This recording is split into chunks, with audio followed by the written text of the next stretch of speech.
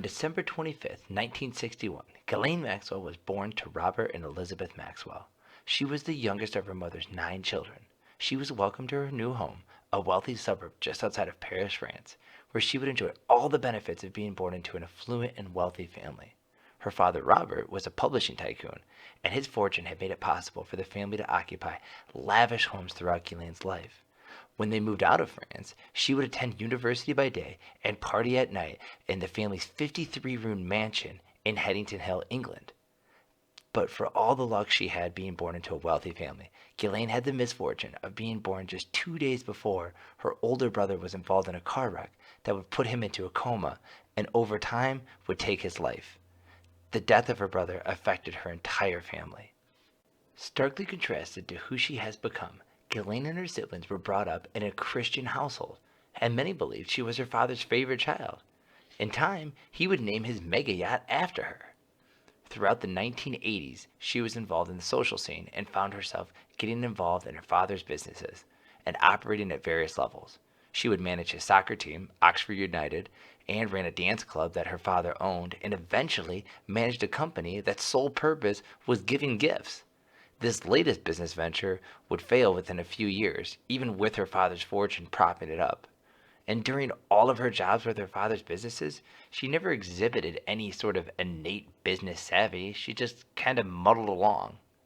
In November of 1991, Ghislaine's life would change forever because her father died of a reported accidental death by drowning off the Canary Islands next to his yacht. Ghislaine believed, and still does to this very day, that his death was no accident and that he was in fact murdered. Regardless of what, who, or how Robert Maxwell died, it deeply affected Ghislaine. Her father had always protected her, and his fortune provided her the lifestyle she had become accustomed to. Now, with her father dead, she felt alone and exposed. After her father's death, it was discovered that his companies had multiple types of fraud taking place, including a pension fraud that affected 32,000 employees. This meant the fortune that had always been there was now vanishing. Ghislaine was able to receive £80,000 thanks to a trust fund her father set up that was not affected by the fraud cases. However, with her father dead and the family fortune gone, she was looking to start her life over, and she moved to the U.S. in the early 90s. Relatively quickly, she was working at a real estate office on Madison Avenue, where she was able to find her way into the social scene and connect with the likes of Ivana Trump and other socialites. Now you have to remember that in the early 1990s, Manhattan was party central, a place where connections could be made. And Ghislaine was at the epicenter of all of this, says a British investment banker who knew Maxwell in both London and New York. And according to this same investment banker, she befriended everybody and had a massive Rolodex of influential people. Now, you might be thinking this is the point where she met Jeffrey Epstein, and from that point on, they went about ruining young girls' lives for more than a decade. But, according to a Vanity Fair article published in July of 2020, it was November 1992, 1 year after the death of her father, when she was reportedly seen boarding an airplane from London to New York. And unnoticed by almost everybody, traveling with her was a graying, plumpish, middle-aged American businessman who managed to avoid the photographers.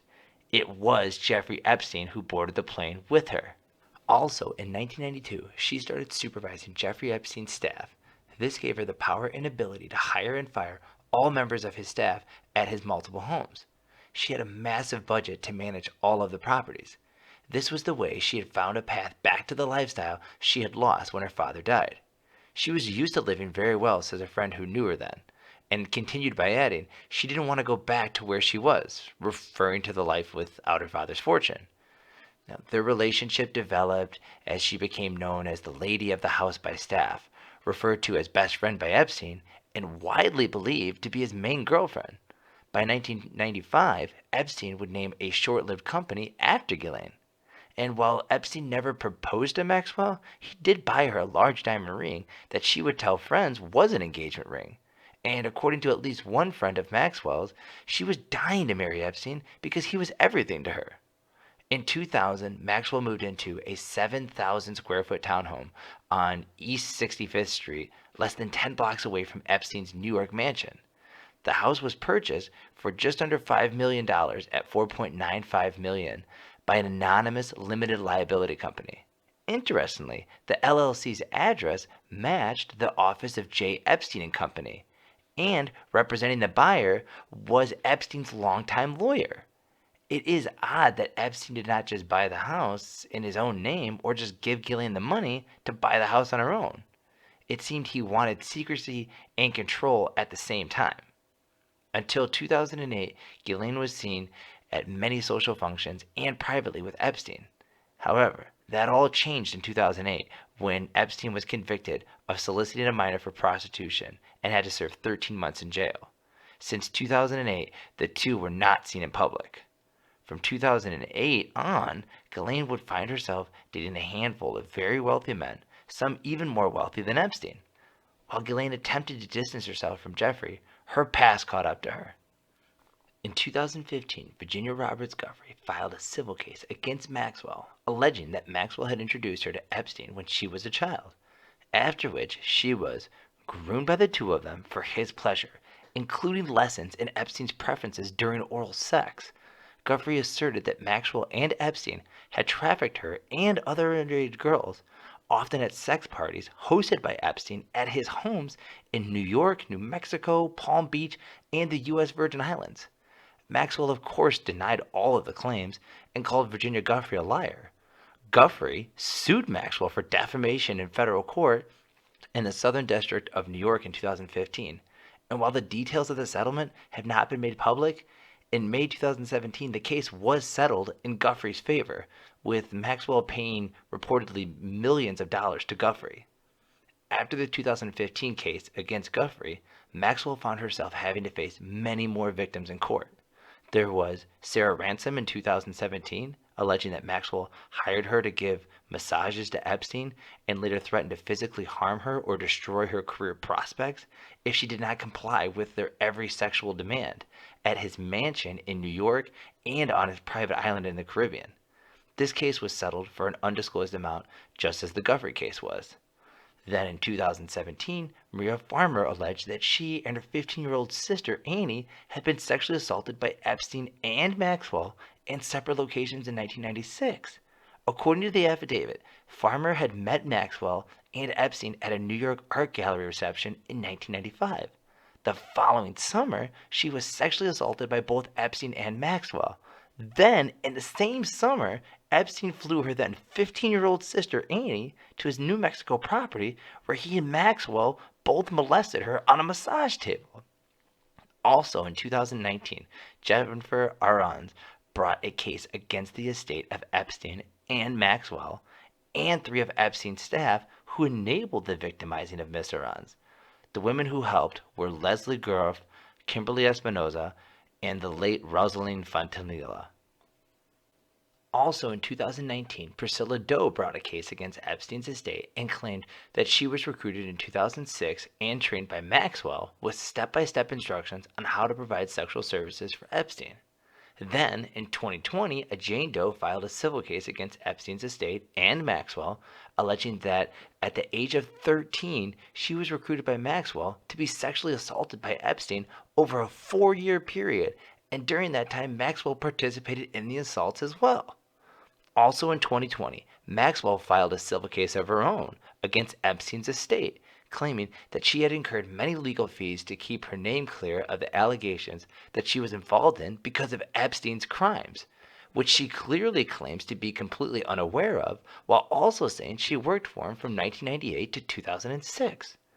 Looking for any indication of Maxwell's involvement based on what Epstein had to say yields little help, because when asked about Maxwell's role in his sex crimes during a deposition, Epstein invoked the Fifth Amendment at least 14 times. Also, Ghislaine did not visit him during his 13-month stay in the Palm Beach County Jail in 2008, or during his 2019 incarceration in New York.